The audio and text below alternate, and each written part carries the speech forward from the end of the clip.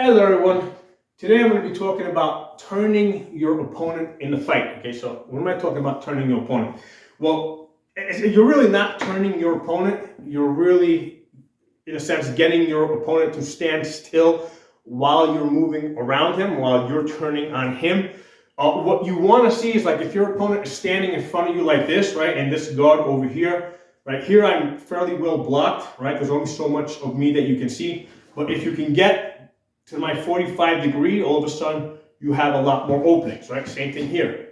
If you get to my 45, you have a lot more openings. So when I say turning your opponent, that can either be you getting your opponent to move or you moving around your opponent. Now, the issue with trying to move around your opponent is that if you try to just step around them, he's gonna see that and he's just gonna pivot, right? He's just gonna move with you, right, to maintain the same level of coverage that he has.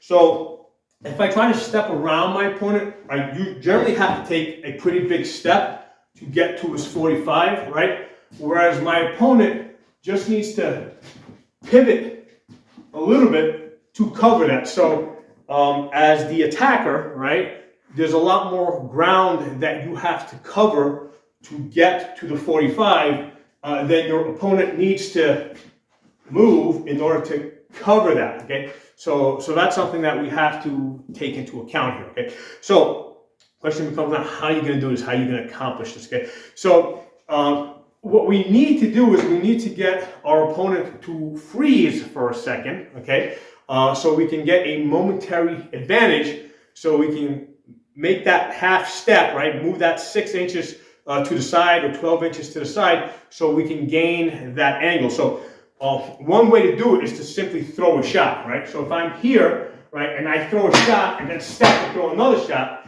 the first shot is going to get the opponent to block, right? And usually when somebody blocks, they tighten up a little bit. And that might get them to freeze for a second so we can take that next step and throw the second shot, okay? So the idea is I'm here, I throw a shot, immediately follow up with another shot, and I can do this to either side, right? You know, I throw a shot there, okay? So that's going to give me a little bit of an angle to get past the shield and hit my opponent. Now, as you fight more experienced people, right, what's going to happen is they know that first shot that you're throwing is probably a setup shot, and you're probably going to do something else afterwards. So the experienced fighter is not going to overcommit to that block. They're not going to so much freeze, right? Because they're expecting that you're doing something else immediately afterwards. So that's only going to get you so far. Okay, so what do we do after that? What's the next step after that, or the next step up from that? So one of the things that I like to do is instead of actually throwing the shot, to throw a fake, right? Because what's happening is if I throw the shot, right, you know, I throw the shot, I have to recover and throw another shot. So during that recovery time, I'm losing some time, okay? So I can save time or save a tempo, right? But instead of throwing the shot, right, what I can do is I can fake and step and throw a shot, right? So you have to calibrate your fake to your opponent.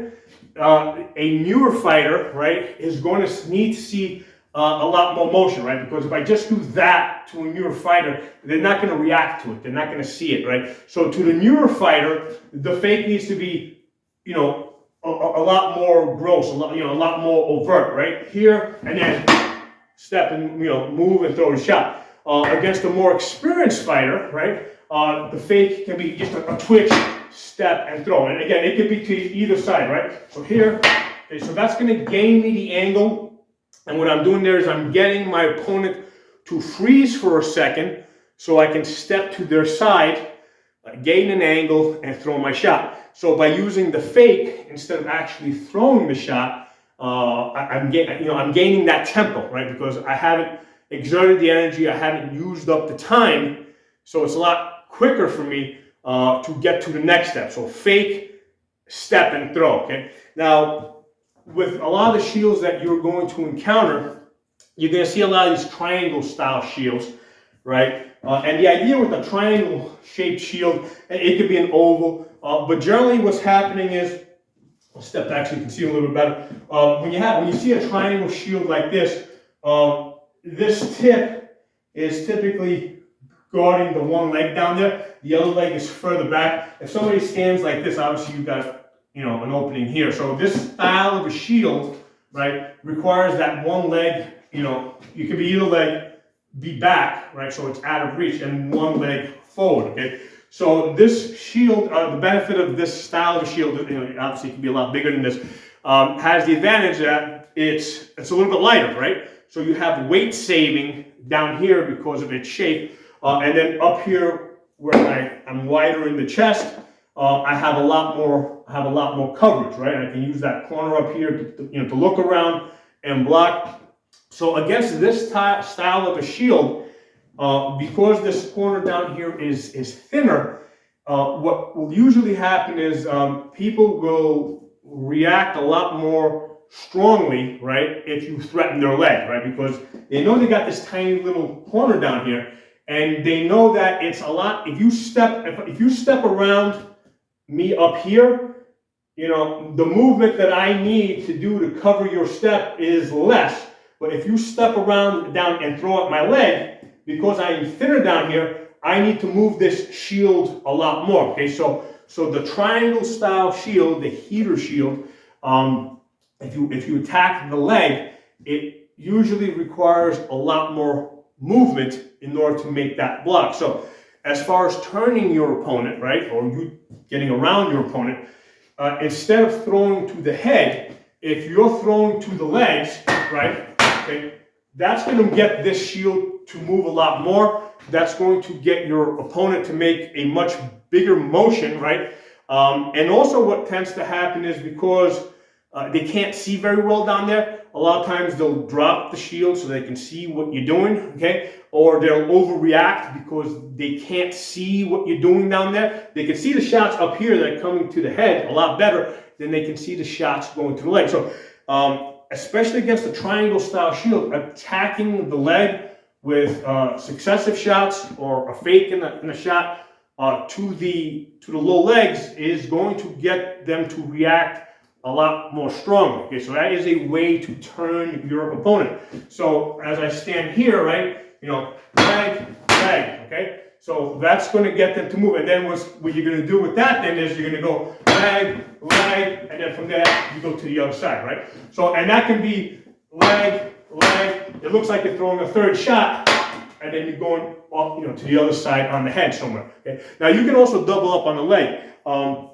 One of the things that I like to do, especially again because there's so little coverage down here, one of the things that I like doing, right, is I'll step, throw to the leg, right. Now from here, you can bring your arm up and attack the leg on the other side. Okay, so that's how you go from here up there, right. So basically, it's step up, leg. Now you gotta, be ready to cover your arm because it is vulnerable when you're doing that. But again, with this style of a shield, when you're attacking somebody's leg, they tend to overblock to that one side. They can cover their head pretty good, but then if you come to that leg from the other side, there's a vulnerability there, right? There's an opening there, and you can also go from the other, go in the other direction. Okay? So from here, right? Well, I can like this, attack the legs, pull through, step forward, and attack the other side. Okay. So and usually I'm not just going to go straight to that leg. Usually I'll either fake or throw some type of a cut to the offside because I'm exposing myself when I throw to that offside leg. So I usually have to threaten them to get them on the defensive, threaten them, throw the leg, pull through, and then attack the leg on the other side. So we can use the corner down here, which has less defense, attacking back and forth, left side, right side, to get them to turn, to get them to move. It also tends to get them to lower their shield and open up their head. Okay, so these are some ideas for turning your opponent because that's that's a really good way to to get to openings, right? Get your opponent to turn.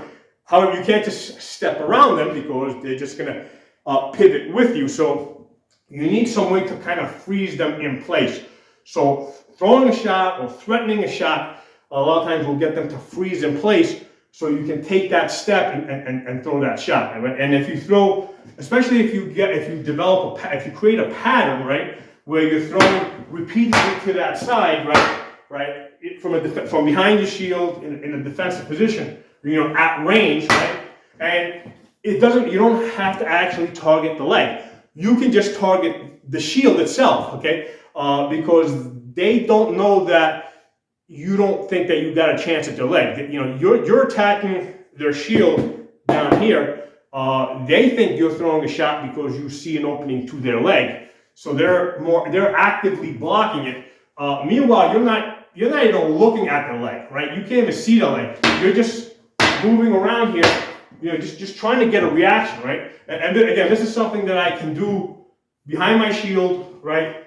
At the tip of my range, right? I'm using the tip of my sword to hit the edge of their shield, right? And that's just, and you can kind of spiral in as you're doing this. And what's happening is, especially if you're moving to the right side, right? What's happening is I'm gaining a reach advantage, right? Because what's happening is, as I stand over here, right? If you hold your sword out like this, you'll see that you have, let me do it this way. Right here, I can reach this pal over here, right? But if I turn right in position, you can see how my reach has shortened up, right? But if I go like this, as I turn, you see how, right? So what's happening is, as I'm moving, if I'm a right-handed fighter, right, and it'll work the same if you're a left-handed fighter to the left side, okay? As a right-handed fighter, as I'm doubling up, tripling up on, up to my right side, right, which is their shield side, what's happening is I'm gaining a reach advantage, right? Because as I'm spiraling in, right, because initially all I can do is hit their shield, right? But then I'm spiraling in, and I'm getting closer and closer to their leg, but at the same time, I'm getting further and further away from their sword, okay? Which, whether consciously or subconsciously, they're going to be aware of, right? And they're going to start pivoting. They're going to start turning.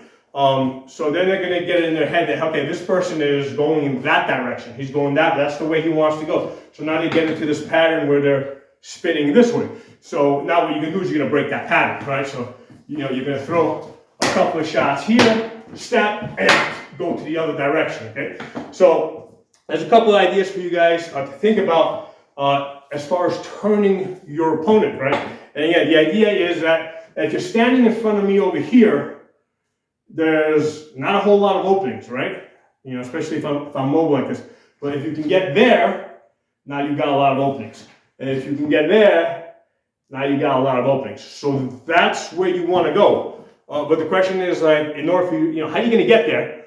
Because if I see you move, okay, I'm just going to pivot with you, right? So you have to do something to get me to freeze in place so that you can make that movement. And, threatening me is usually a good way to do it. Now, if you throw, there is a difference between throwing a hard shot and throwing a soft shot. So if I see that somebody's throwing softer shots, I know that I got to put a little bit less into the blocks, okay?